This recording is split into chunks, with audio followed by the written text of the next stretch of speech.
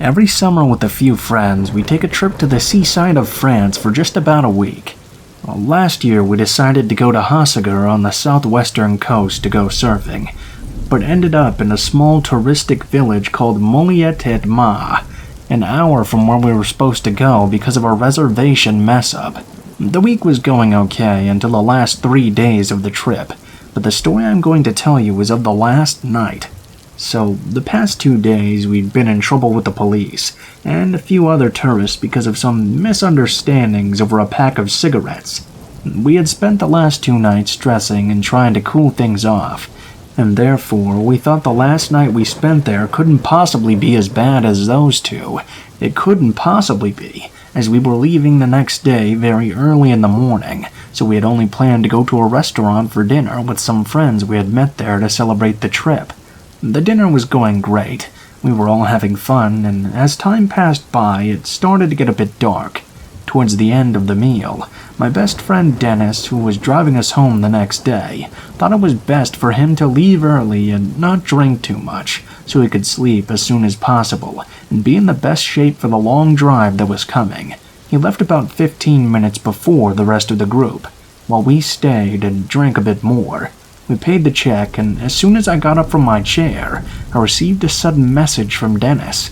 "Hey, call me. There's a guy following me." Here's what happened. Dennis had to pass through a caravan parking lot and a Golf to get back to the residence in which we had rented a house. While he was in the parking lot, he noticed someone behind him that was about his size, 1 meter 70 centimeters, with a hood and cap on.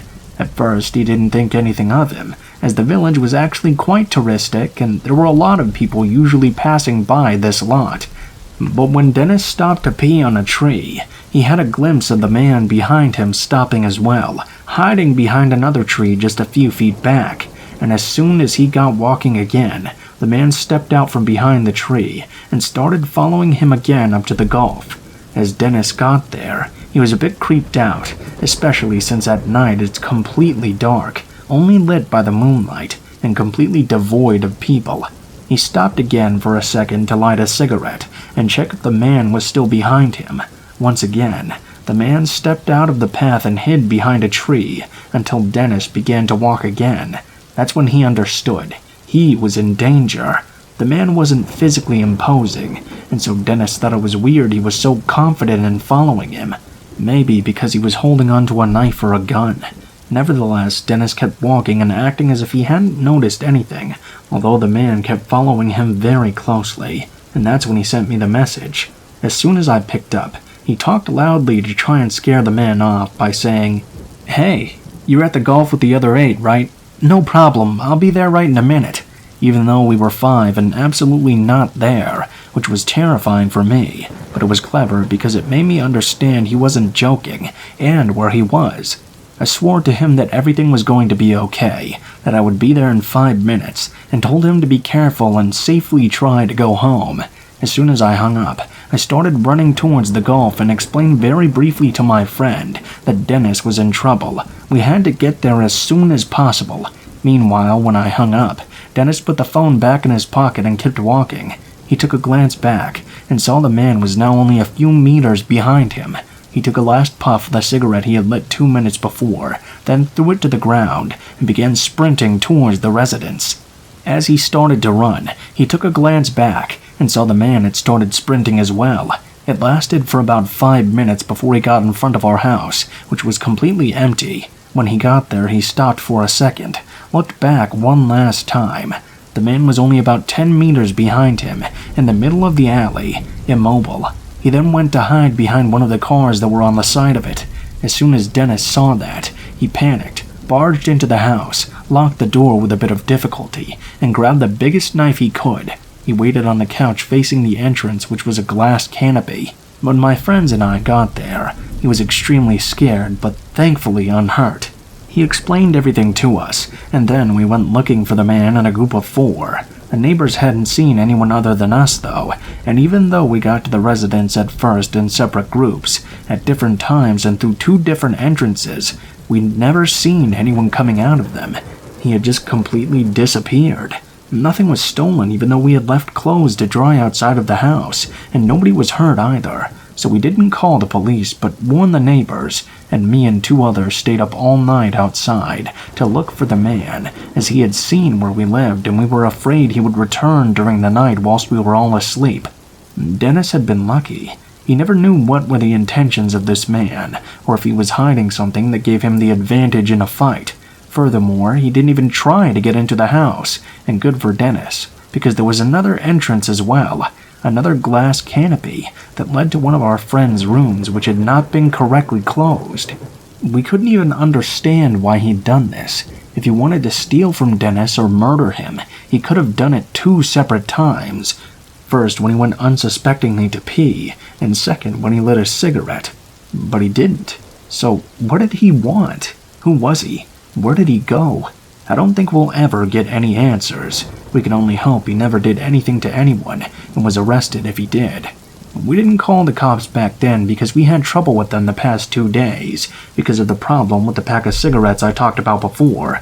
Also, after those 3 days that had gone wrong, we just wanted it to end. Go home and sleep. I regret not calling them now that I think about it, but it's way too late now. We were all extremely tired the next day, and the drive that was supposed to be 5 or 6 hours took a long 10 to complete under the heavy summer heat. But we all got home safely, slept well, and never had any problems of that sort ever since. I'm thankful that now we can laugh about it.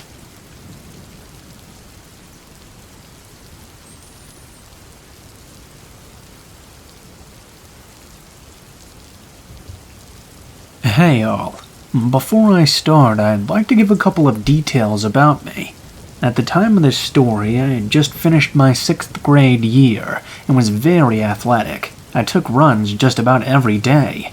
This encounter occurred in the summer, and what comes with summer? Heat. So instead of running in the day when it was hotter, I began to run in the evening when the sun was down lower. On the day of this encounter, I followed my normal routine. I told my mom I was going to start my run, and they began to listen to my music on my iPod Shuffle.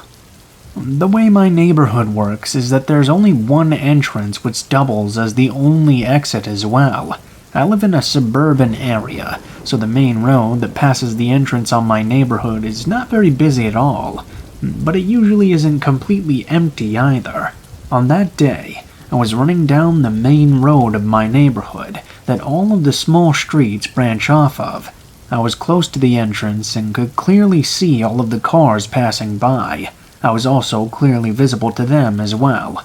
I remember watching as this gray Honda slammed on its brakes at the entrance of my neighborhood. This was done so fast and hard, I could hear the tires squealing over the song I was listening to at full volume. I brushed it off as someone most likely following directions and nearly missing my neighborhood's entrance. The car then began to go up the road I was running on extremely slowly, at least 10 miles an hour under the speed limit.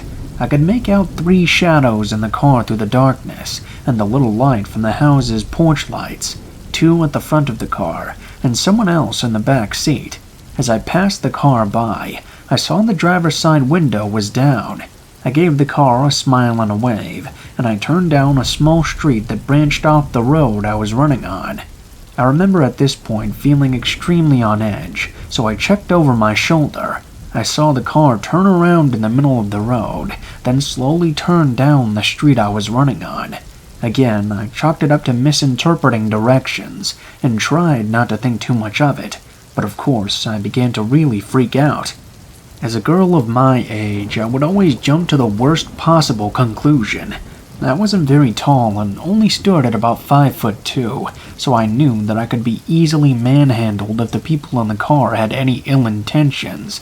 I knew that was very unlikely though, so I tried to tell myself to calm down a bit. I reached the cul-de-sac at the end of the street, so I was now running on the opposite side of the car. They were still coasting along, very slow. What I did next may have saved my life, and I can't imagine what would have happened to me if I didn't. As the car and I were about to be right next to each other, I paused my music, but kept my earbuds in, giving the illusion that I was still listening. As the car and I got closer, I could hear the 2 men speaking amongst each other. One of them actually tried to speak to me, yelling out, "Hey," or something like that. I didn't reply because I knew that it would blow my cover, and they would know that I was able to hear them. As the car drove a bit behind me and out of view, I could barely hear one of them say, "We'll get her when we turn around." I froze. Get me? I felt like someone dumped a bucket of freezing water on my head. I knew they had to go around the cul-de-sac still, so I did the only thing I could think of. I sprinted. As I ran down the street, I looked over my shoulder and saw the car had already gone around the cul-de-sac and was now going a lot faster after me. I turned into the main road of my neighborhood and ran as fast as I could. I passed my street and just ran as fast as possible towards the end of my neighborhood. My house was the first on my street, so I knew they would see where I lived if I tried to go home. I was scared to death and running for my life. I had no idea what I could do to get away from these people, so I just pushed my body as hard as possible. I continued to check over my shoulder, hoping they maybe wouldn't be there, but they always were. They were right behind me, and I distinctly remember they were dead silent.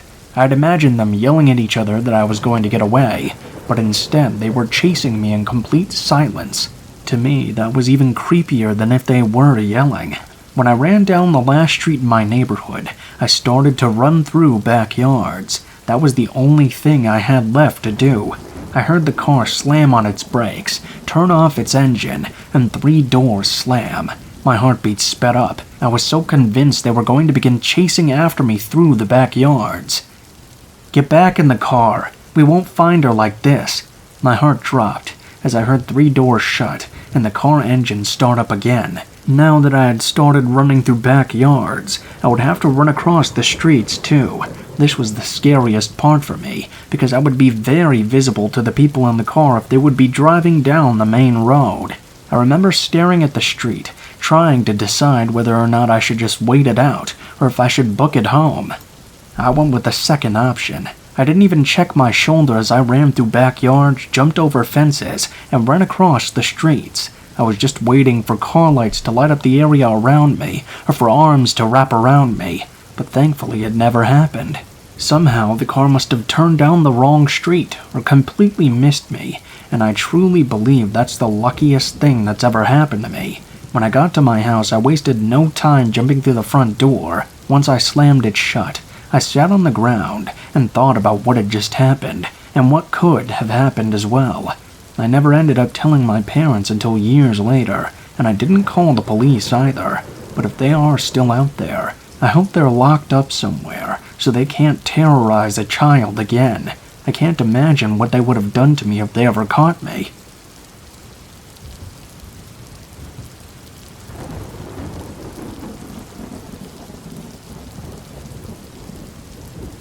This all happened about 2 years ago, when I was 25. I'm female as well.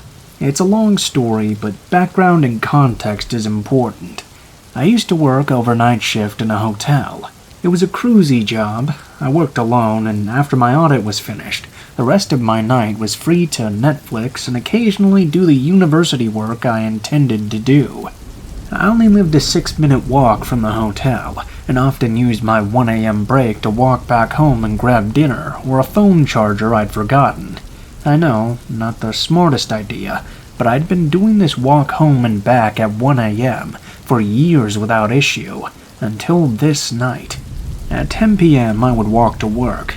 I wouldn't describe the street I walked down as sketchy or dangerous by any means, although there was one house I passed on this walk, which I knew some dodgy characters resided in. After a while, I figured from the amount of people who would park outside the house for only a few minutes, then return, that they were likely drug dealers. So on this particular night, I left from my walk to work at 10 p.m. and noticed the dodgy drug dealer's house surrounded by a number of police. I thought nothing of it, just figured they had been caught for their activities and continued to walk to work. At 1 a.m. on my break, I headed off for my usual walk home to grab dinner. I was a little curious as to what had happened with the drug house, so I glanced at the house a few times on the way past to see if anything seemed out of place. It didn't, but unbeknownst to me, this glance was a huge mistake. After dinner at home, I started on my walk back to the hotel. As I walked down the one long road ending at the hotel, a car began to drive erratically next to me. First, they slowed right down and passed me, then suddenly hit the brakes and jerked the steering into the gutter as if to park, before speeding up again, repeating this twice just ahead of me. Eventually, the car comes to a complete stop about 100 meters ahead of me, on the opposite side of the road to which I'm walking. The driver got out and crossed the road to stand directly in my path, whilst the front passenger got out, rounded the back of the car, and opened the back door on the driver's side, and just stands next to the open door. Hell fucking no. Absolutely not was I going to continue walking towards that setup. I turn around and start walking back in the direction I had come, before the driver starts to call out to me. "Come back. Where are you going?"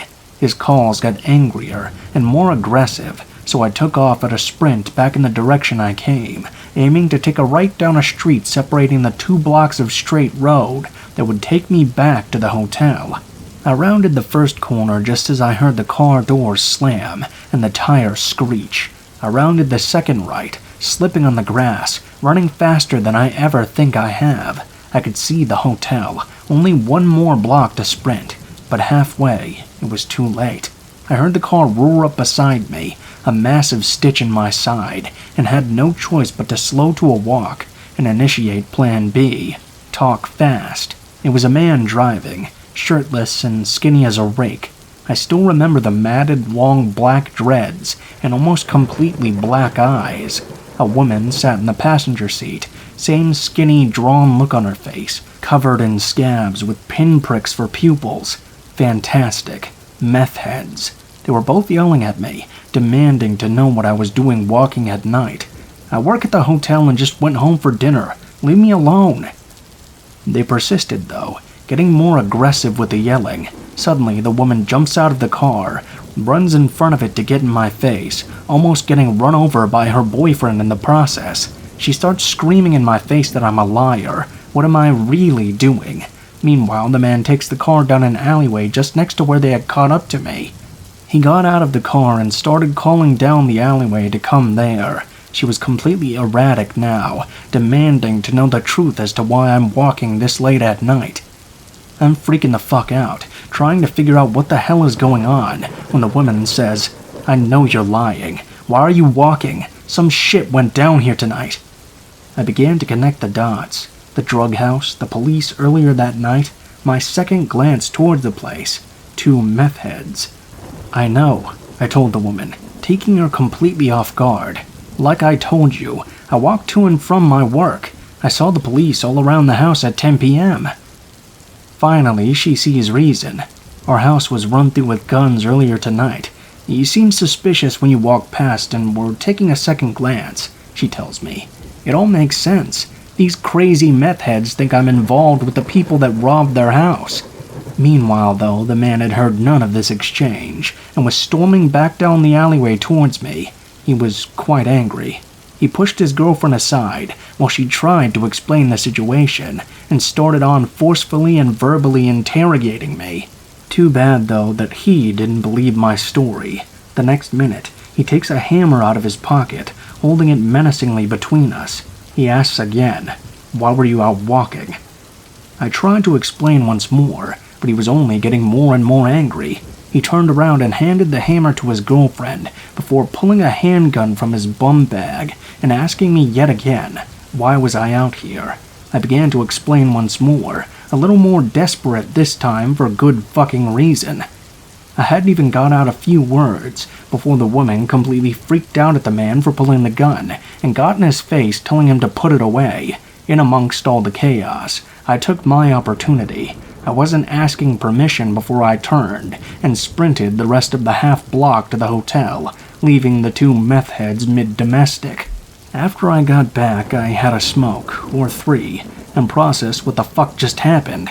The realization dawned on me. The man's intentions, had I continued to walk towards the open back car door, would have been to abduct and potentially torture information I didn't have out of me with a hammer, all down to wrong place, wrong time scenario. It still kinda gives me chills when I think about the what-ifs.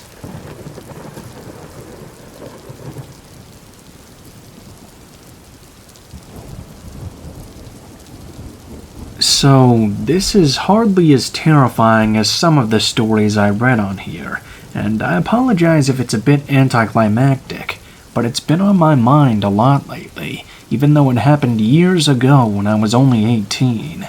I told my friends, who found it hilarious, but I just thought it highlighted how raising young girls to always be unfalteringly compliant and polite to their elders isn't always necessarily a good thing. I'm a woman in my mid-20s now, living on a farm in rural England, and I like to go jogging around the local area, especially along a nice 5-kilometer stretch of canal.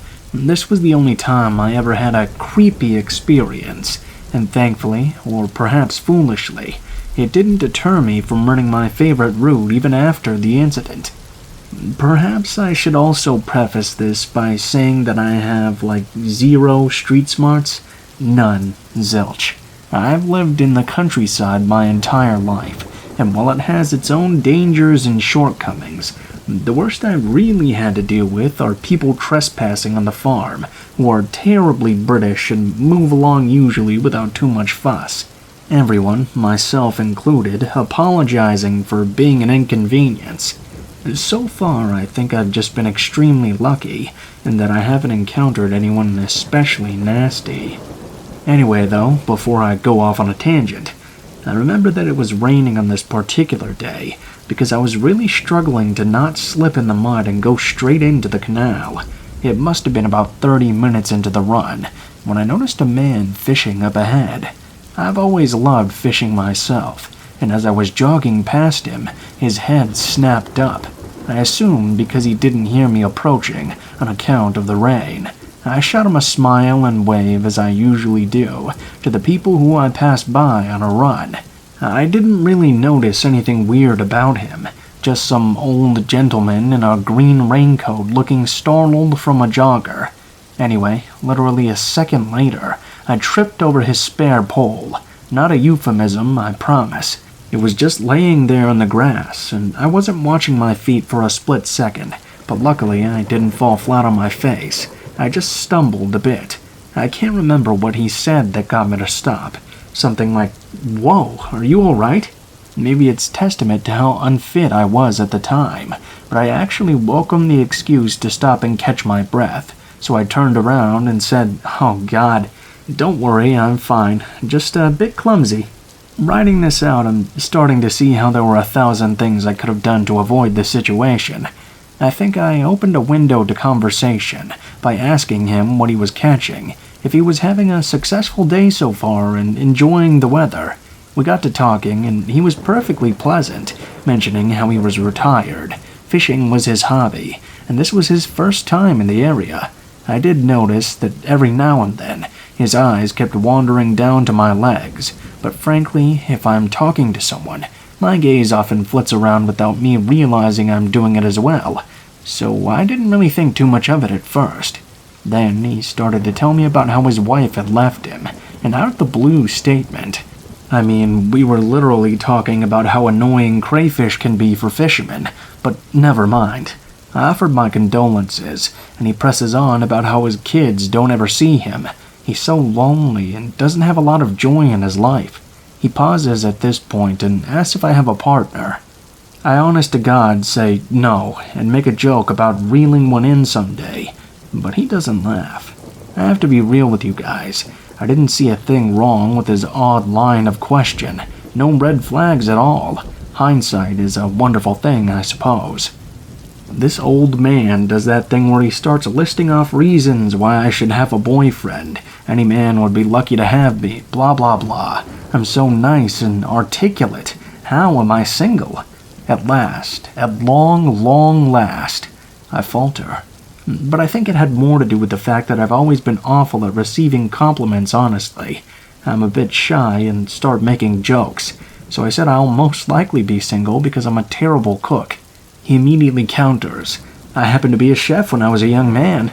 We'd be the perfect couple." Ah, I thought. He then offered me some sweet corn he'd cooked himself. The same sweet corn I've been watching him use as bait for the last 10 minutes, mind you. At that point, he had me on the retreat. I wasn't exactly scared of him, just a bit put out that a seemingly harmless conversation had taken such a sudden and unwanted turn. So, thank God, I actually had some semblance of a brain in there. I declined the offer for waterlogged sweet corn bait and mentioned that I was expected home for lunch. He asked if I live in the village just up the road. Well, it's the only village for miles, so duh. What else could I say but yes? I waved and said goodbye, but before I could leave, he reached out and grabbed my hand, saying, "Before you go, you've been so kind stopping to chat with me. Not everyone would do that, you know. Would you mind if I asked for a kiss before you leave?" And damn me, this is the part of the story where my poor suffering mother buries her face in her hands and asks me what in the world went through my tiny brain in this moment. I said okay. I didn't want to. I didn't like the question, but the way I figured we always kiss our elderly relatives on the cheek as either hello or goodbye, I thought he meant something like that, a kiss in parting. Not an altogether weird thing to do in the UK. Admittedly odd to do with a perfect stranger, but I was always raised to be as accommodating as possible. I wouldn't say boo to a goose, because if I ever raised my voice as a child, I was swiftly admonished for behaving so childishly. I love my parents deeply and unequivocally, but I wish they'd taught me to say no just a little more often, and more so to say no without feeling guilty afterwards. He stands up, and I lean around him, ready to press my cheek against his. This old twat grabs my chin, jerks my face forward so I literally crash into his lips, and he just sort of sucks on my bottom lip for all of a second before I lurch back and stare at him like I didn't just walk right into that one. On a side note, I noticed there was white stuff gathered on the corner of his lips, and I couldn't help myself. I gagged rudely and loudly, but to be honest, I think it was justified. He looked offended at that, but I didn't stick around to ponder on that sort of hypocrisy. Stammering something about how I hope he enjoys the rest of his day, I pelted it along the canal. I heard him call out, "Where are you going?" as if my hasty retreat was a complete mystery to him. I got home and told my mom, expecting her to laugh it off with me because what the hell, right? She was righteously furious and lectured me on how I should have just said no in the first place. I didn't feel like debating the irony of her telling me that. She also made me promise not to go running along that canal again. I kept my promise for just about a week. I got good marks at school. Doesn't mean I was that smart, though. Luckily, I never did end up seeing him again, and frankly, I hope I never do.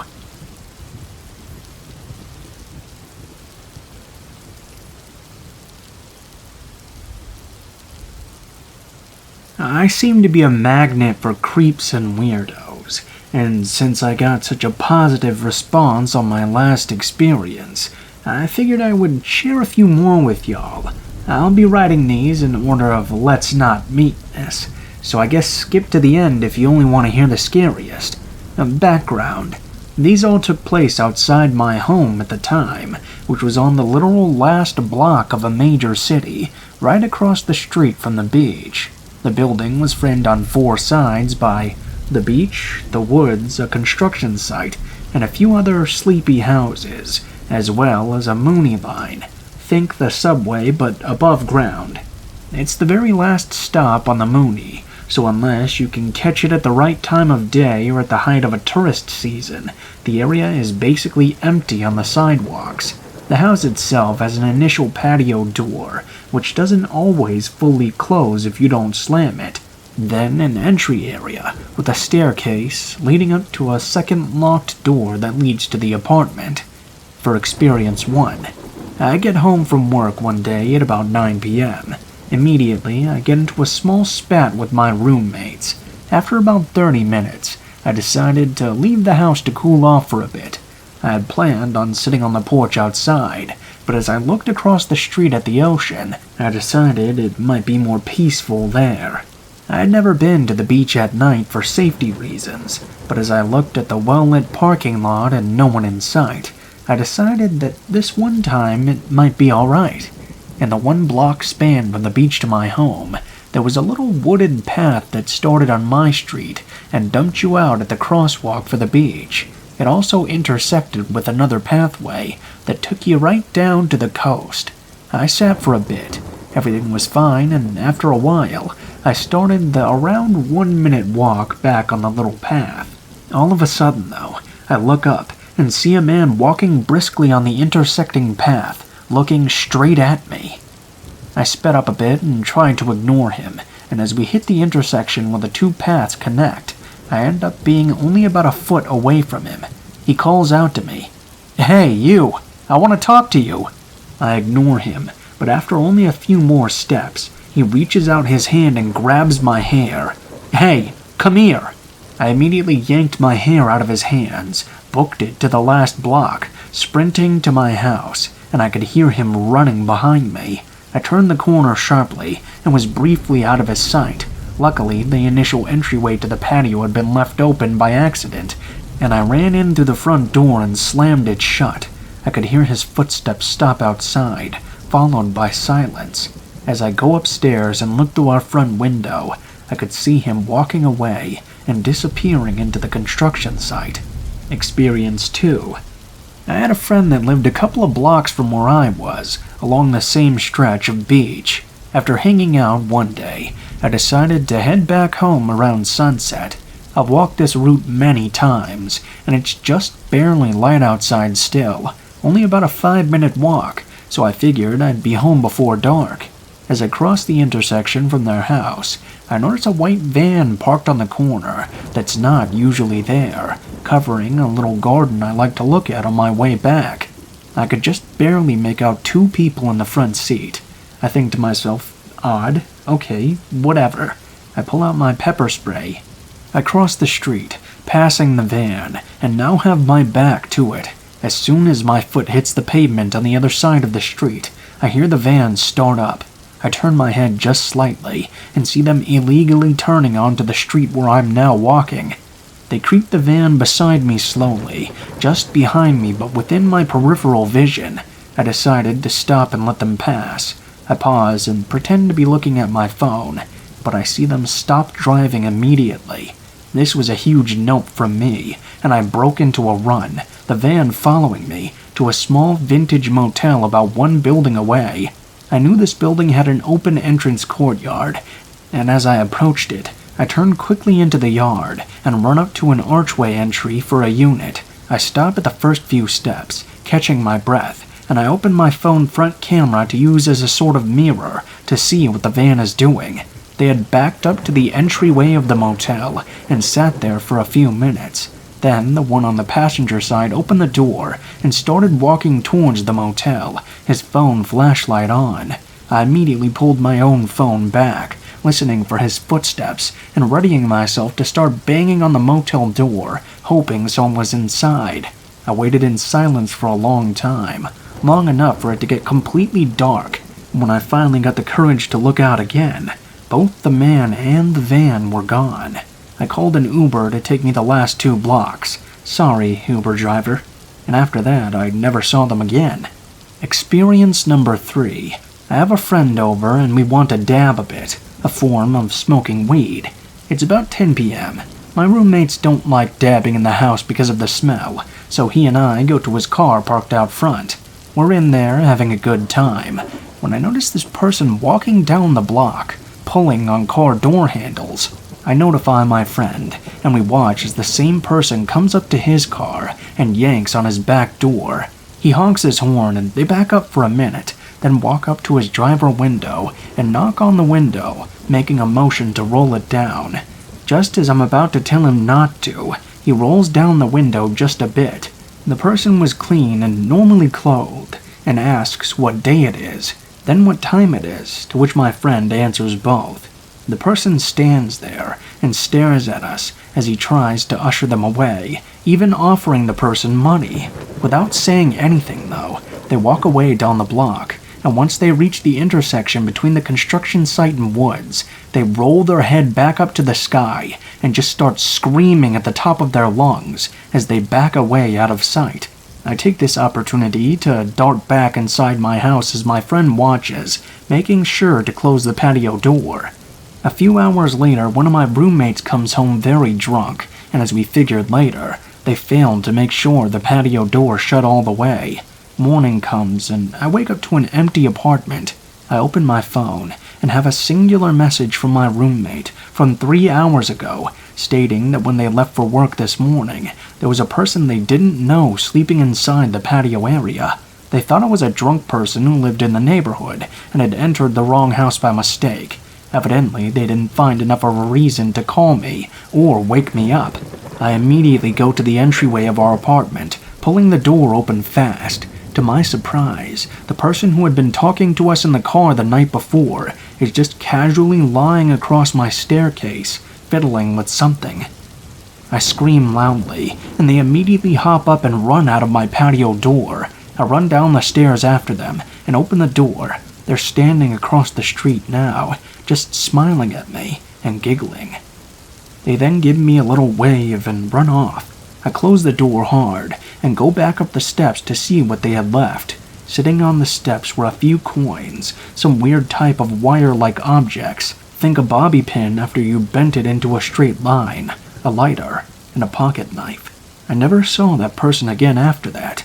Unrelated to my stories, but shortly after I moved from that area, a teenage girl was abducted from that same corner where I'd seen the van, and after a car chase, police found a severed head in the freezer of a house along my block as well. I also got a lot of questions regarding calling 911 on my last post, and wanted to clarify. I'm from a rural area, and have had many bad experiences with cops abusing power, and have been raised to always be wary of police. I've also had situations that were severe enough that I did need to call them, and they didn't help me at all. So that's not really a thought that goes through my head when dealing with these situations. I've learned how to take care of myself, or to utilize community resources for other types of situations. These all happened years ago, and it's pretty wild to look back on and remember just how terrified I felt in those times. So, there's my stories. Hope y'all enjoyed.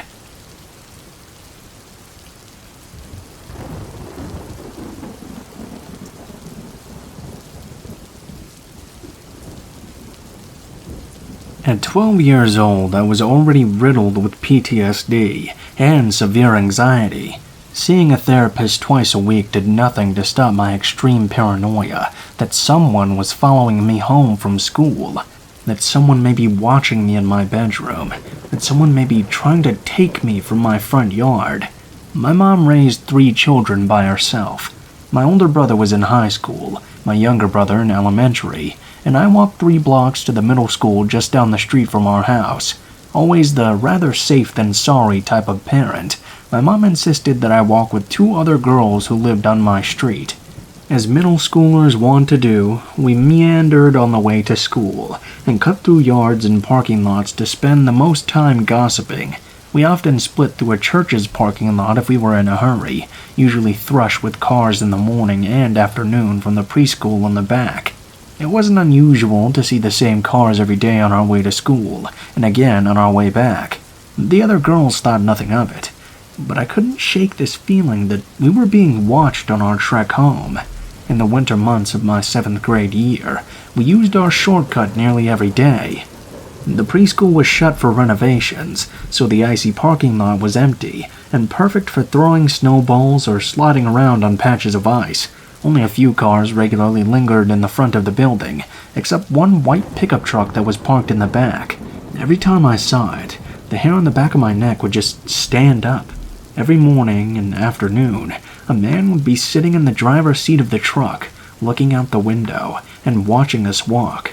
I told my mother the first time I saw him, knowing I was prone to panic. She brushed it off and told me he must just work at the church. The second time I brought it up, she gave me a pink canister of pepper spray and told me to use it first and apologize later. I gripped it in my cold hand every day after that, whenever we passed the man in his truck. I described him to my mother in detail as well.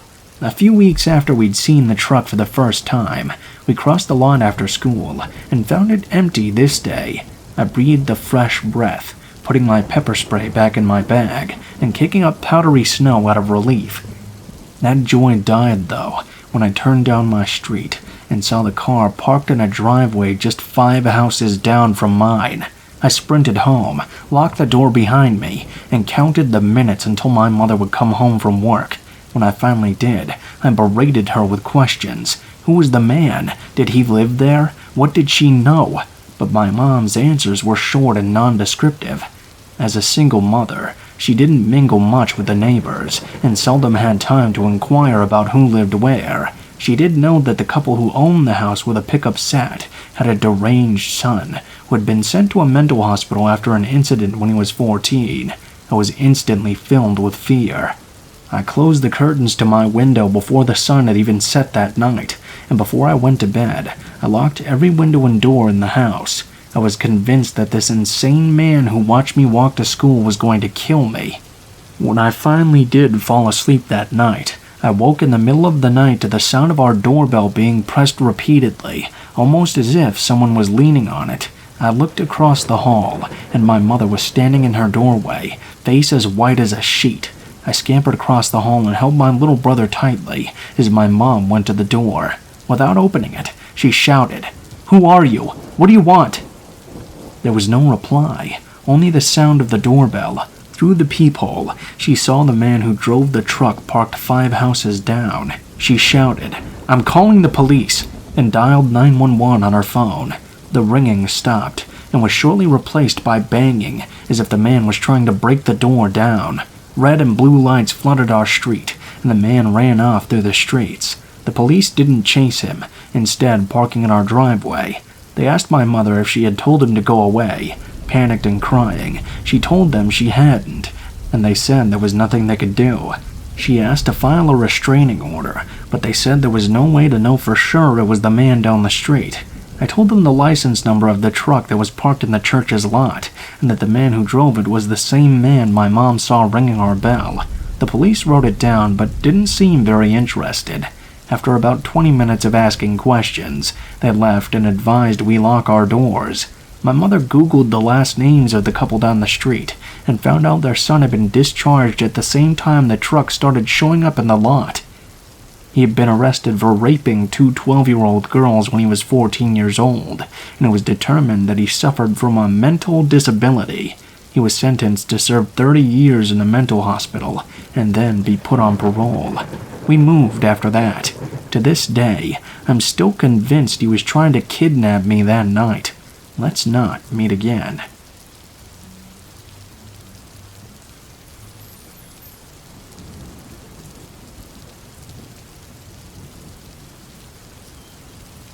Hi y'all. I recently found this subreddit and thought it would be the perfect place to share a frightening stalker experience I had when I was in college. This was particularly traumatizing for me, as I had just started to recover from 8 years of sexual abuse from the ages of 5 to 13 at the hands of my aunt's husband. This happened back in 2012. I had recently graduated from high school and was attending community college to save some money. In October, I was hired as a team member at a Chick-fil-A located about 3 minutes away from my house. In the same plaza, there were other businesses, including a Burlington coat factory my mom and I would occasionally shop at.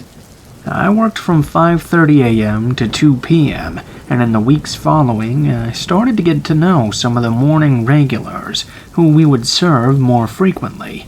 Most of them were very kind, just stopping by for their morning caffeine fix. One of the regulars we had, though, was a pair of gentlemen that would stop a couple of times a week in the morning together. One of them was older and very polite.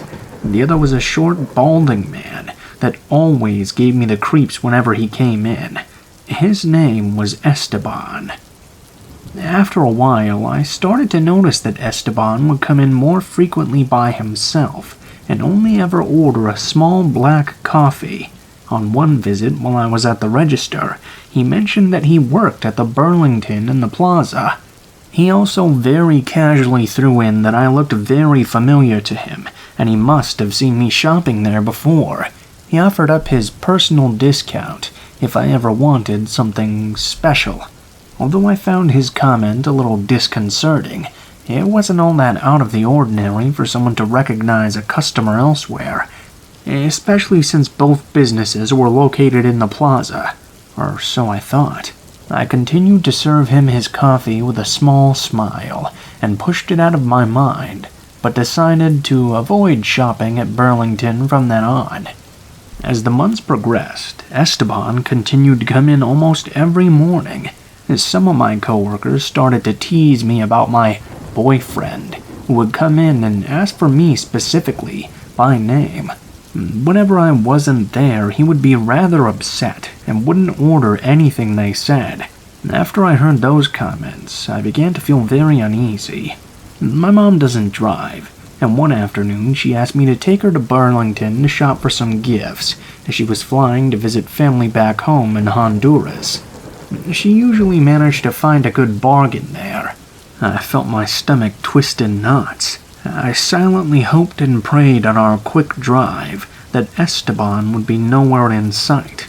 As we looked through the racks, my mom decided to go her own way, and eventually we separated.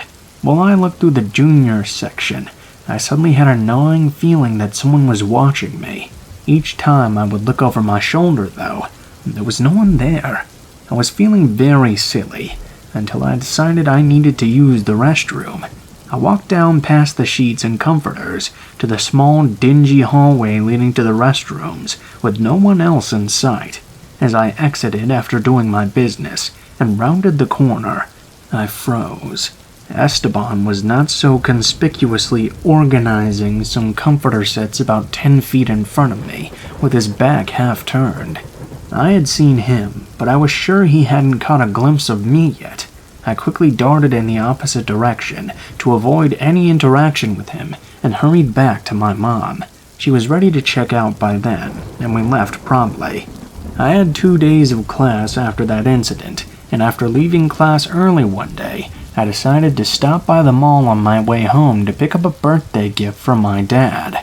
As I walked towards the JCPenney I was there to shop at, I happened to look up from my phone, only to realize Esteban was leaning up against the railing directly ahead of me, watching intently as I walked closer, stalking me with his eyes like prey. I averted my gaze and made a beeline for the Victoria's Secret, just a few feet past him. I thought that there was no way he would have followed me in there. I was very wrong. He pushed off from the railing and tailed me throughout the store. I stopped to look through some items and watched him from the corner of my eye. He was toying with a pair of lacy panties, watching to make sure I didn't leave his sight. That's when it dawned on me. This man had followed me. From campus to the mall, he knew I had left early and had tracked me the entire time. I picked something absent-mindedly, trying to push down the paralyzing fear I felt, and headed towards the register. He followed suit, but was cut off by another customer who managed to slide in line behind me before he could catch up. Since there were line dividers in place, he couldn't leave the line. I paid hastily and bolted out of the store, running as fast as I could away from Victoria's Secret. I hid for over an hour in the Sears on the opposite end of the mall. I was terrified of leaving and finding him outside another store. I finally picked up enough courage to tell an associate what had happened, and he offered to call security. The security guard escorted me back to my car, and I drove home staring into my rear-view mirror for any signs he could be following me. I had to work the next morning, though, and without missing a beat, Esteban came in for his morning coffee. He was not happy this time, though. His face was contorted into a dark, angry scowl. Luckily, I was filling our ice buckets in the kitchen area behind the counter. I could see him through the small window in the door, craning his neck over the registers trying to find me, muttering under his breath. I felt hot tears welling up in my eyes and slid down the wall to the floor. My morning manager, my now husband, noticed my distress and came over to me, asking if I wasn't feeling well. I couldn't hold it any longer. Through childlike sobs, I unloaded on him everything that had happened with Esteban over the past few months. He looked very concerned and told me to wait in the office while he made a call. When he came back sometime later, the restaurant owner was with him. They had called the police and made it very clear to Esteban that he wasn't welcome in the restaurant any longer due to several complaints of harassment from multiple female employees. He tried to come in a few times after that, but was always met with my husband at the door telling him very forcefully to leave, or he would call the cops. With the help of the officer that responded as well, I filed a restraining order against him and have not seen him since then. We still live in the same area, but I absolutely refuse to shop at the Burlington where he worked.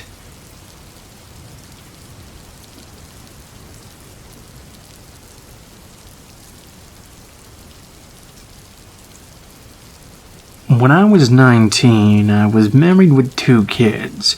My oldest son, Jacob, was 2, and the younger boy, Tyler, was about 1.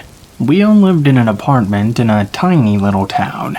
There were 4 apartments in our building. My mom lived in the front left-hand apartment, and we lived in the back upstairs one. We lived there peacefully, until this night. You see, in this tiny little town, there's a woman, Leslie, who suffers from many mental illnesses, including schizophrenia. She generally doesn't like people and prefers to be left to her own devices. She often wanders the streets at all hours and seemed to particularly hate my younger son. If we passed her on the street, she would stare at him and burst into a curse-word-fueled rant. We would just ignore her and try our best to continue on our way. So, now that you know some backstory, let's get into what happened on this particular night. The boys had been in bed for a couple of hours, and my husband and I had just gotten to settling in. I feel like I had just closed my eyes when I heard a noise from the front of the apartment. It sounded kind of like a toy box had been dumped, so I assumed one of the boys had gotten up. I hopped out of bed to see what they were up to. If one knew I was up, the other would soon be up as well, and that would result in a very long night.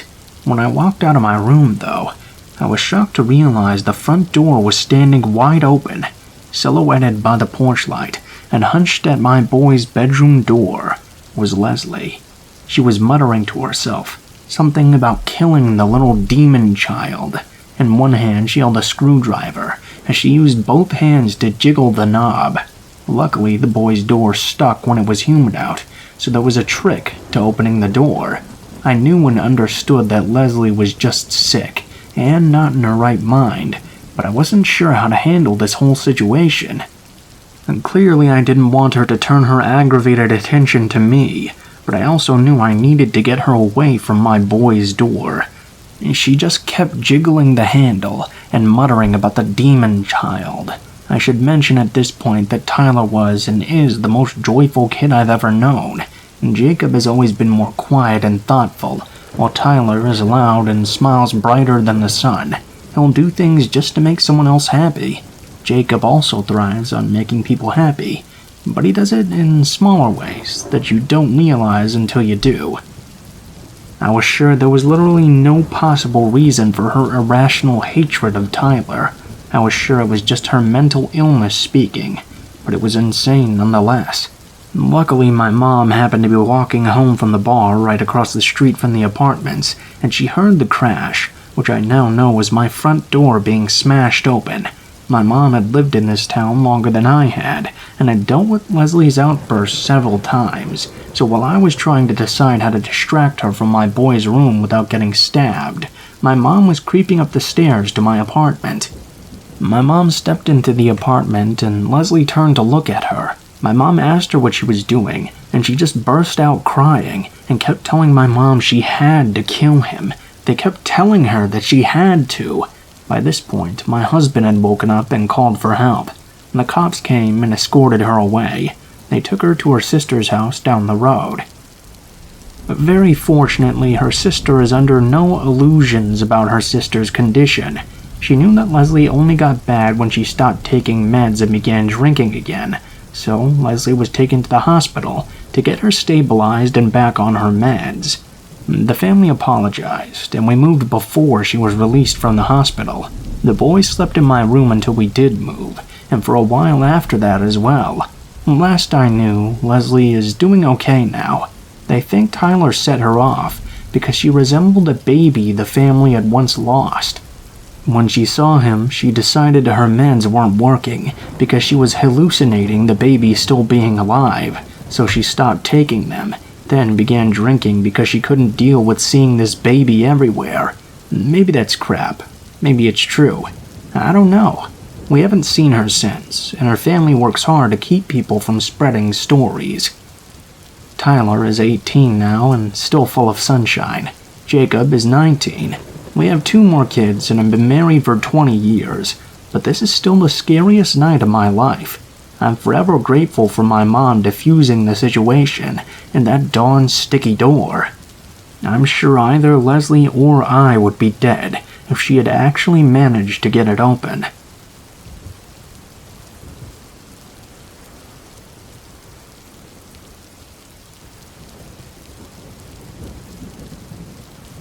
I lived and worked in Saudi Arabia for a few years, back in the mid-90s. I had some crazy experiences there, but this one was the most frightening. I was in a supermarket buying groceries when this man started following me around.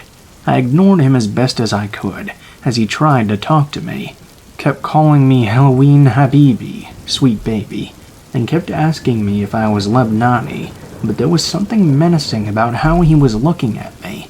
Then he got on his phone and was talking very intently, all the while watching me and following me around. This was a big Walmart-sized store, so he was definitely making an effort, and this went on for about 20 minutes. I was very nervous at this point, and checked out with my items, and had started to leave. Just outside the door, and into the corridor of smaller stores, very common in Saudi supermarkets, there was a group of between 10 to 15 angry-seeming men, who all crowded around me and started talking to me in Arabic. I played dumb and kept my eyes down, mumbling about my husband, hoping they would think I was not a lone woman and let me go. And people were walking right past and working hard not to look at this threatening group surrounding a lone woman. Just then, my amazing driver, a tiny guy of about 5'2", bowled through the group and grabbed my arm. He started to yell at me angrily, and then the men. "Wife, I've been waiting. You're so slow and stupid. And what are you all doing, you sinful creeps?" He threatened to call the Mutawa, religious police. The men fell back and looked ashamed and confused. Abdul dragged me out of there, talking loudly about how stupid and useless I was. I just went with him and kept my head down, as I tried not to drop my groceries from nerves. We got into the car. He turned around from the driver's seat to look at me and let out a big, deep breath. He looked terrified. He said he was so frightened for me. He had seen men gathering in the car park and knew something bad was about to go down. He said they had been talking about taking me. They thought I was Lebanese, and there was some very bad blood with Lebanon at the time. I'm ethnically Romani. I pass as white in Western countries, but pass as Middle Eastern in the East. Apparently, I have a very Lebanese nose.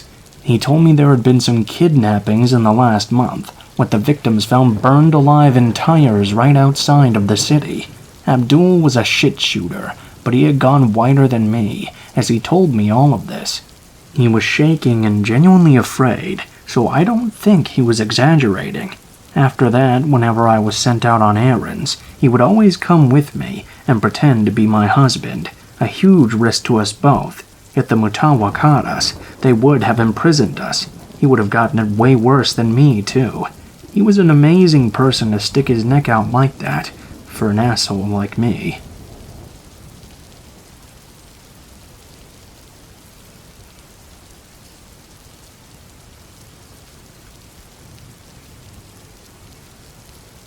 After high school many years ago, I was in a bad place. My guardian had kicked me out after graduation. She didn't even help me find a place to stay, so I ended up living in my car for a couple of months. I met some heavy metal dudes at work one day. I had seen them around town, and all of my other friends seemed to know who they were. Everyone loved them. We became friends over a couple of months, and they offered for me to move in with them. I agreed. Looking back now, I wish I had just stayed in my car. My two main roommates were brothers, named Andrew and Seth. They were both in a band. They also believed in the occult and anything of that sort. I never really believed in that stuff, but I'm not one to tell someone what they should and shouldn't believe. They had let me live with them rent-free for several months after all, so who was I to complain? Being the only female in a house full of young men, though, I was always looking over my shoulder. You never know who you can trust. Turns out I was right to worry. Over time, their friends started to stay with us for longer periods of time, sometimes weeks. Their friends were another group of brothers that they had gone to school with. There were 5 in total, but only 2 stayed with us consistently. The younger brother, Mark, was very polite. He cleaned up after himself and always helped with the household chores. The other brother, Adam, though, he had a laundry list of mental problems. He had apparently done some bad drugs back in the day, and it had developed into what seemed like psychosis of the religious sort. He had done time in prison for assaulting a woman with a Bible. He would often look you in the eyes and tell you he could see how you would die. Once he even told me that I was possessed by a demon and that I needed my soul cleansed. Everyone in the house knew he had these problems, but he was their friend. They helped him through the hard times and gave him a place to stay. Otherwise, he would be out on the streets. I was always on guard around him after the things he would tell me. No one else seemed to be as concerned as I was, though. They should have been. One day, I was sleeping and my phone suddenly rang. It was my boss. He asked if I could come into work an hour early. It was only 12 p.m. I was broke and I had nothing better to do, so I said yes. I got up and began getting ready to leave. I walked out into the living room to see Mark and Andrew sitting on the couch, while Adam sat on the floor by the TV. He was watching scripture videos on YouTube, some real end-of-days type shit. That was a fairly common occurrence, so I went about my business as usual. I said goodbye to them and left for work. My shift at work was almost complete when my phone rang. My boss answered, handed it over to me and said, "For you." I was just a cashier at the place, so I assumed it was a friend that couldn't reach me on the phone. I answered and heard a man's voice that I didn't recognize. Hi, this is Detective Williams. Something happened at your apartment today, and we need you to come into the station to talk about it. I left work immediately. I had assumed one of the brothers had been arrested for drug dealing or something. I was very wrong. I got to the station and was buzzed in. An officer escorted me to a small, cold room with a camera. He gave me a bottle of water and left me by myself for about 30 minutes. My mind was racing, thinking about what could have happened. He came back in and informed me that Adam had stabbed and killed Andrew at around 1 p.m. I was shocked. I had just left the house only an hour before it happened, and everything had seemed completely normal. I asked if there had been a fight. The detective informed me that there hadn't been a struggle at all. It seemed to have just happened out of nowhere. I gave my statement to the police and left with nowhere to go, still in shock and confused out of my mind. Our apartment was a crime scene, so I went to another friend's house to watch the news report. The police refused to give me any information on the case. Over the next couple of days, the information began to be released. Adam hadn't just stabbed Andrew once, not twice, but stabbed him over and over, and even nearly decapitated him. After the murder, he ran down the road still holding the weapon. He called 911 and informed them what he had done. I watched the news report in horror. We had known he was unstable, but this? He had fully confessed to the brutal murder and provided police with his notebooks. He had apparently been planning to murder all of his brothers, my roommates, and me. He thought that we were possessed by demons, and that this was the only way to free us. Luckily, none of his other intended victims were there at the time. Mark unfortunately witnessed the murder, but luckily he managed to escape. If I hadn't gotten that call from my boss, I wouldn't be alive today.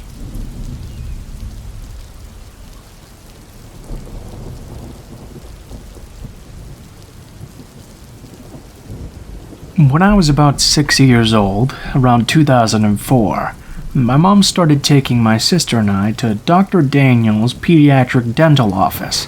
The dental center was located inside a giant yellow mansion that also doubled as Dr. Daniel's house. It was honestly quite gorgeous. When I first started going to the dentist, I was extremely shy and actually suffered from selective mutism and had a lot of autistic-like tendencies. Needless to say, I relied heavily on my mother's comfort and for someone to give me a voice, because it was extremely anxiety-inducing for me to talk to strangers, especially men for some reason. When my sister and I got called in from the waiting room, my mom followed us to the office until she was told by Dr. Daniels that parents weren't allowed to be with their children, as it taught kids independence. My mom complied. Once in there, he immediately separated my sister and I, and in reaction to that, I cried because I felt scared. Dr. Daniels did not like that. He grabbed me and put his hands over my mouth and nose, shook me and aggressively warned me that if I continued to cry and scare the other kids, that it would make my situation a lot worse. Obviously, this scared me even more, so I started to cry again. Dr. Daniels had had enough, and took me into his house part of the dentist's office where he screamed at me again, grabbed me by the neck and shoved me. His hygienist, Judy, came over and told me that if I continued to cry, she would spank me so hard I wouldn't know what had hit me. Afterwards, he gave me a juice concoction and left me alone in his house for about 5 minutes until he took me back into the dental office and did work on my teeth. I guess I just instinctively knew that if I wanted to survive, I just had to act like I was not terrified and hold in the tears. All I wanted was my mom. After the first appointment, my sister and I told my mom that we were scared of the dentist and that he was a mean man. She just took it as us being anxious children, so we continued to see him. Each visit was just as terrifying. Every time we pulled into the mansion, my heart just melted away inside my chest because I was so scared. It was no longer pretty to look at. Every time we went to the dentist, Dr. Daniels, or the Tooth Man as he called himself, always had us have heavy dental work procedures done. He had seals done on several baby teeth, and plenty of teeth removed, some with his fingers, with no regards to our pain at all. Often when having a tooth removal or seals done, your mouth had to be opened up with a retractor. He would leave us in there with the retractor on for about 45 minutes or so before he came to work on our teeth. Sometimes he would even eat his lunch while we sat there with our mouths open. Probably one of the worst pains I've ever felt in my life. I remember one time when I was about in 3rd grade. I had been leaned down in the chair waiting with the retractor on for about an hour. I was in so much pain that I couldn't even take it. I sat up on the chair and tried to scream and cry as loud as I could. Dr. Daniels came rushing over, angry as could be, took my retractor off and took me back into his house part again, where he screamed at me for being a big baby and scaring all the other kids. I was so sad because I hadn't cried in so long. He took me back to the dental chair and pinned me down in my seat in a straitjacket. He put my retractor back on and said that I would have to wait even longer because I'd caused such a scene. All I could do was shed silent tears and drool everywhere. I couldn't even wipe it because he locked up my arms. Afterwards, my mouth would become so swollen and filled with rashes, it hurt to talk for days. It would leave bruises and welts as soon as I left his chair.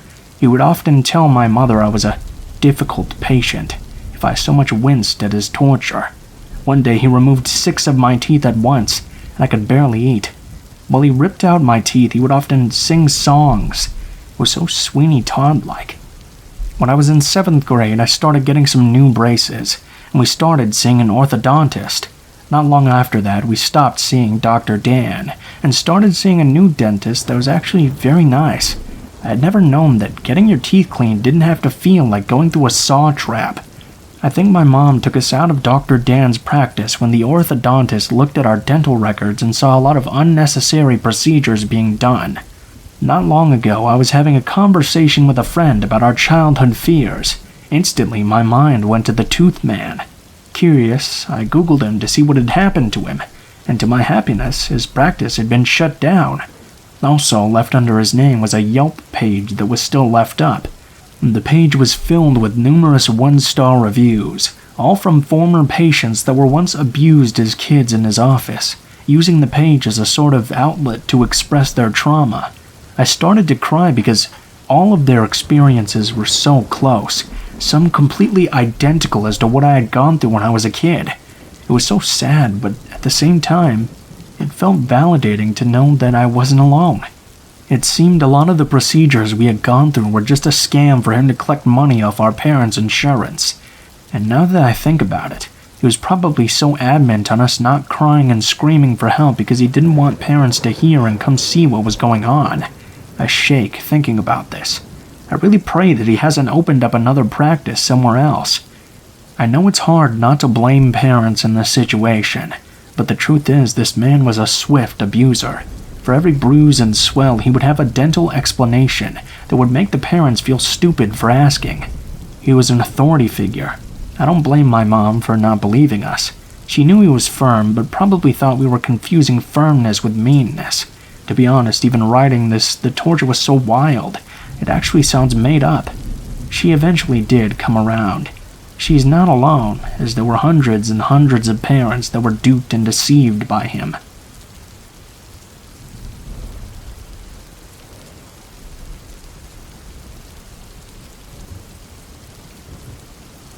First, I want to apologize because English isn't my native language, so maybe my writing may seem a bit odd. When I was in high school, I wasn't a very hard-working student. I wasn't a troublemaker or anything, but I was an incredibly lazy girl, working just the minimum so that my parents wouldn't get angry. I've always had some kind of easiness regarding schoolwork, and never knew what it truly meant to make an effort. So I spent all my classes drawing on my copybooks, without any consequences. My junior year math teacher, who was seen by everyone as uptight but very caring, was pretty upset about this, as were many of my previous teachers. He wanted me to work harder. I wasn't bad at math. I was around 13 or 14 out of 20. I'm French, but I assume this is like having a B or a B minus. But sometimes my grades would get pretty low. During a teacher-parents meeting, he told my mom that I was wasting my capacities, that it was infuriating how much I was lazy. My mom replied that she agreed with him, and that she wouldn't blame him for pushing me harder or punishing me if it was for making me work harder. And from that day on, he did exactly what she told him. In every math class, he would always question me first, before everyone else, always sitting next to me when we were doing exercises. During the test, he was always telling me, "You can do it, Alyssa." It made me feel incredibly uncomfortable because at this age, no one wants to be the attention's focus. My classmates started to realize that my math teacher was getting a little bit obsessed with me, and were teasing me quite a lot about this. The last class before Christmas break, the math teacher threw a little surprise Christmas party. It was very nice. He gave us chocolates and mock champagne. We had quite a lot of fun. During the party, he poured me another glass of mock champagne, telling me that I deserved it because I was doing quite a bit better. And it was true. Because of all of that attention, I was forced to work, so my grades were up to about 15 or 16, which I think is like having an A- or an A. I accepted it, but didn't drink it entirely. I have diabetes, and I've already had too much chocolate at that point. But during the next class, I was feeling very bad. I almost fainted and finished my last day of school before Christmas in the nurse's office. At that time, I didn't even think it could be because of the alcohol-free champagne. I thought it was due to my diabetes, that I indeed had had too much chocolate, even if it didn't look like my usual crisis. A few weeks later, my class threw some kind of charity event. It was a class project, and we were all very proud. In my country, we don't have proms, so it was our occasion to wear pretty formal clothes and dance together. The math teacher was invited. He was helping some of the boys to tend the bar. He served me an alcohol-free cocktail, but before I could drink it, a classmate of mine, Flora, poured some vodka in it, even though it was forbidden to bring alcohol at the event. I was mad because with my diabetes I couldn't drink alcohol, so I told her that she could just throw the cocktail. At the time I thought she did, but now thinking back on it, I wonder if she didn't choose to drink it herself instead. The event ended pretty badly because of the alcohol that Flora had brought. Some guys were very drunk. They started breaking things, etc. And Flora passed out because of all the alcohol she had. This ended the event. Flora had been admitted to the hospital because her coma was quite severe. We spent the next day being lectured by all the teachers of the school. She even got expelled from the school and never went again. I was very upset with her. Because of her, every event would now be forbidden, and our project was a failure. We gave a very bad image to the association we were raising funds for. I kind of ghosted her, and never asked if she was doing better or the like. I feel bad about it now, but at the time I was quite immature. Because of that, though, I'll never know if she was ill because of the alcohol, or specifically because she drank my cocktail. A few weeks later, I failed a math test. It had been a long time since I'd failed, and the math teacher was very angry. He yelled at me in front of everyone, saying how much of a disappointment I was, that I was hopeless, that I would just end up living in a cardboard box under a bridge. Something was off. I was feeling it. He had a very weird look in his eyes. It chilled me, and I couldn't help it. I started crying. He calmed down a bit and said he would just give me an hour of detention, during which I would copy my lesson. I was a little surprised because normally, detention is for bad behavior, not for bad grades. I was a little relieved though because it was a small punishment, and plus, my parents would never know. Indeed, I lived kind of far from my high school, and there were only one bus every night between my high school and my home, at precisely 5 p.m. And because of that, even when I finished at 4, I would never go home before 5, and when I've had detention between 4 and 5 p.m., my parents would never know. But then, when he officially gave me the detention hour, he said that he wanted to be personally present during my hour, and that the only possible time was between 5 and 6. I was really nervous because I would have to tell my parents to come get me at 6, and then they would know everything. As I said earlier, I wasn't a troublemaker, so at first I planned to go for the hour. But during the day, my friends and I talked a lot about it. I was feeling a bit more rebellious because of the sensation of being supported by my friends. I decided not to tell my parents that I was in detention, and that one of my friends would pick me up at 6 and drive me home.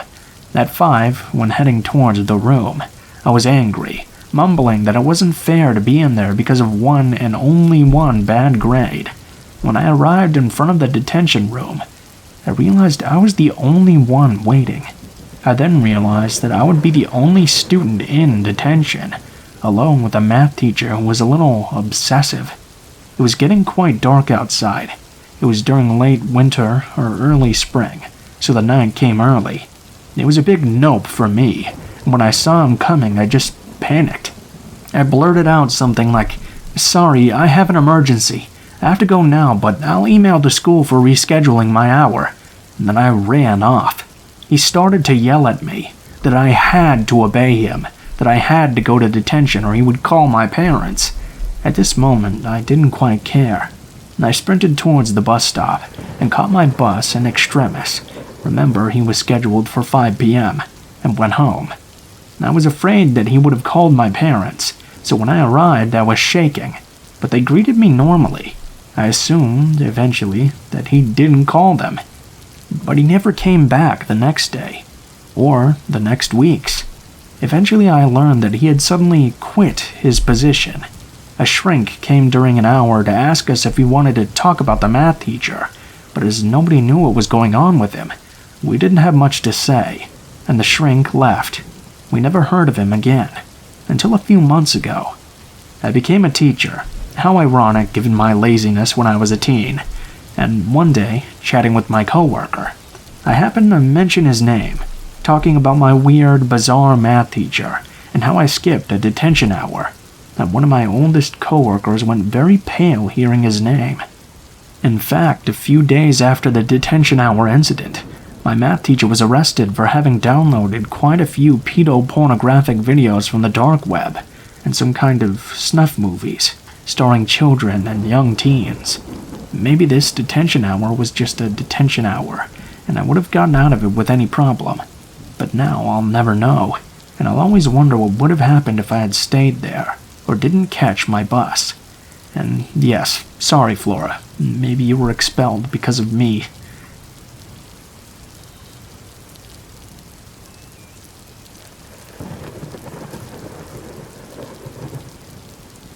This event took place quite a few years ago, so unfortunately I don't remember everything that happened, but I remember most of it. Anyways, this happened when I was around 4 or 5 years old, and on an Easter Sunday. My family always gathers around at grandmother's house to celebrate holidays, birthdays, etc. So, as we do every holiday, my mother and I started our hour-long trip to her house. My mother prefers to live away from all the city commotion, which explains the long drive. When we were probably around 20 minutes from our destination, my mom noticed that we were a little low on gas. We pulled into this old, almost rustic-looking gas station, with just a handful of customers inside. It was red and white, with a few festive decorations outside, and lots of Easter stickers on the 2 large glass windows that were on either side of the door. My mom, having taught me not to talk to strangers nor open the car doors for anyone but her, trusted me enough to leave me alone in the car as she went inside briefly to pay for gas. She told me that she would be right back before going into the station. It felt nice that day, so the windows in the car were down so that we could feel the breeze while driving instead of the AC. While I was waiting on my mom, I remember adjusting the colorful paper clippings in my Easter basket next to me, then looking out of the backseat window. When I looked over, I saw a tall, older man, maybe around 30 or 40 years old, approaching my window. He crouched down slightly and looked in at me. "Hi there, what's your name?" I remember him saying. At this moment, I remembered that I wasn't supposed to talk to strangers, so I told that to the man. "My mom says I shouldn't speak to strangers." He replied, "Well, we can be friends then. My name's Charlie, and now that you know, I guess I'm not a stranger, huh?" At the time, I thought that he was right. In my mind, I thought that since a stranger is someone that you don't know, this man wasn't a stranger anymore because I knew his name. The man and I had a short conversation that I don't quite remember. All I remember is him telling me that I had a nice Easter basket. At this point, I started to get a sick feeling in my stomach, but being a child, of course, I didn't know why. My mom then walked out of the gas station. She noticed the man immediately and began to approach the car quickly, asking the man what he thought he was doing. The man went into a panic. He pulled my door handle violently. Quickly, he realized that it was locked and proceeded to reach into my window and grab me by one of my wrists. He attempted to pull me out of the car. This obviously scared me a lot, causing me to panic and pull back against him on instinct. This caused him to let go and immediately take off running. My mom quickly ran to the car and I unlocked the doors. She grabbed me and pulled me into an almost painful bear hug, then inspected me closely, repeatedly asking if I was okay. I ended up with a bruise and redness on my arm where he'd grabbed me, but other than that I was just pretty shaken up. The reality of what had just happened set in at this moment, and I remember just crying and holding on to my mom right after I said I was okay. I don't remember anything after this point, but I recently asked my mom about it. She said she called the police immediately after. To this day, my mom still says that this was the most frightening moment of her life, and claims that if she had gotten there any later and come back to an empty car, she would have never been able to live with herself.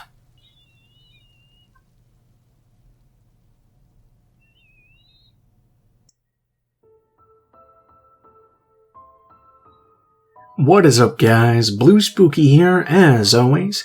Thank you guys so much for watching, especially if you made it this far to the end of the video.